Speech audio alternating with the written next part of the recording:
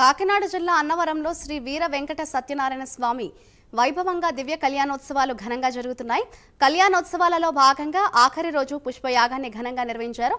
రాత్రి 7:30 నవ దంపతులైన సత్యదేవుడు, అనంతలక్ష్మి అమ్మవార్లను, పెండ్ల పెద్దలైన సీతారాములను మంగళ వాయిద్యాల నడుమ వేడుక జరిగే నిత్య కళ్యాణ మండపం వద్దకు తోడుకుని వచ్చారు. అనంతరం వేద పండితులు పుష్పయాగ మహోత్సవాన్ని ప్రారంభించారు. తర్వాత వివిధ రకాల పుష్పాలతో స్వామి, అమ్మవార్లను పూజించారు. ఈ పుష్పయాగాన్ని తిలకించేందుకు పెద్ద ఎత్తున భక్తులు తరలివచ్చారు.